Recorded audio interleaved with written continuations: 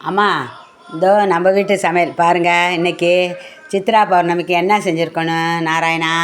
இதோ தயிர் சாதம், அப்புறம் பாருங்கள் இந்த இது புளியோதரை, அப்புறம் பாருங்கள்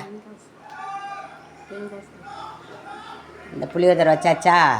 அடுத்தது பாருங்கள் நாராயணா அந்த தேங்காய் சாதம். அப்புறம் பாருங்கள் தேங்காய் சாதத்துக்கு அடுத்தது இதோ இது என்னது நாராயணா, துவையல், எலுமிச்சை சாதம். எலுமிச்சை சாதம்.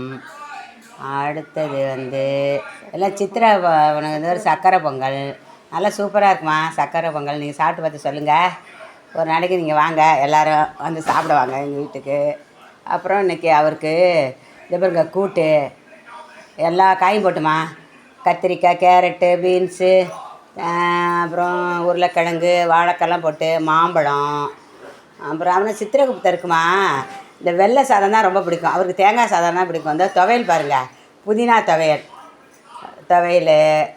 அப்புறம் அவருக்கு தயிர் சாதம் பிடிக்கும். அப்புறம் அதான் தேங்காய் சாதம் ரொம்ப பிடிக்கும். அப்புறம் சர்க்கரை பொங்கல். இந்த பாருங்க கொத்தரை வத்தல்.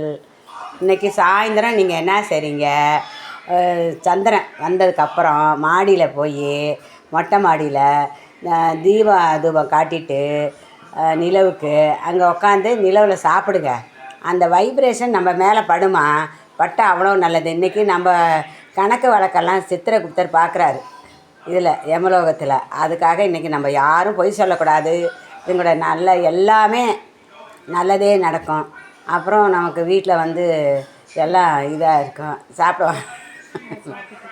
சாப்பிட்டுட்டு பேசுகிறேன் நான். வாங்க சாப்பிட்லாம்.